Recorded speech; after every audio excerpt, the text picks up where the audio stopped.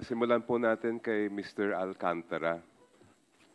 Sa pagkarinig ko po sa mga sinasabi ninyo ay wala kayong kasalanan. Totoo ba yun? Yes, Your Honor. Ibig sabihin nun ay malinis kayo bilang isang lingkod bayan. Yes, Your Honor. Ano po? Ano po? Yes, Your Honor. Yes. At kung sinasabi natin na malinis kayo, ibig sabihin ay hindi kayo nangurakot nung kayo ay district engineer. Yes, Your Honor. At paninindigan mo po yon. Yes, Your Honor. Sino ba ang mas mayaman sa inyo ni Mr. Bryce Hernandez? Kayo o siya? Hindi ko po alam, Your Honor. Hindi ko naman po alam ang assets niya. Doon sa nakikita mong mga suot-suot ninyong mga relo, mga daladalang sasakyan, compared sa inyo ay sino kaya sa inyong dalawa sa pagkaalam mo? Hindi ko po alam, Your Honor. Okay, balikan Pasensya natin na po. yan. Sabi mo, you're clean, you're not corrupt. So are you willing to produce your salience while you were a district engineer? Yes, Your Honor. May we request, Your Honor, that the statements of assets and liabilities of Mr. Alcantara be submitted to this committee. Willing din po ba kayo magsubmit ng waiver ng bank secrecy law?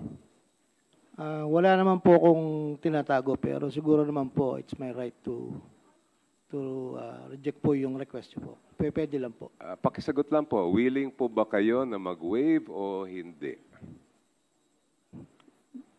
I think, wala naman po ako tinatago, Your Honor. Pero I think it's my right not to sign a waiver po.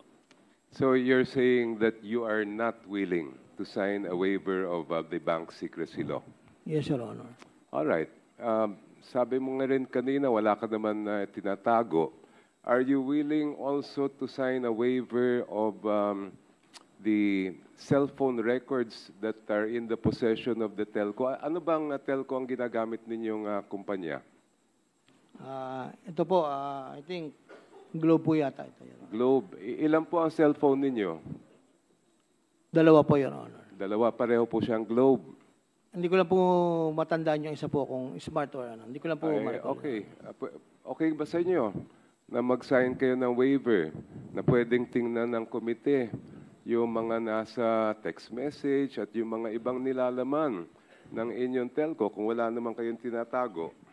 Your Honor, can I ask my my lawyer about it? Sure. Thank you po.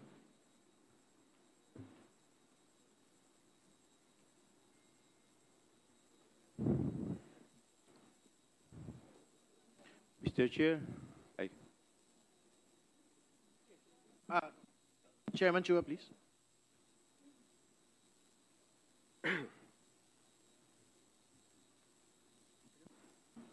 Your Honor, I would like to not to sign the waiver because something personal po at may pampamilya po dyan, Your Honor. Thank you po.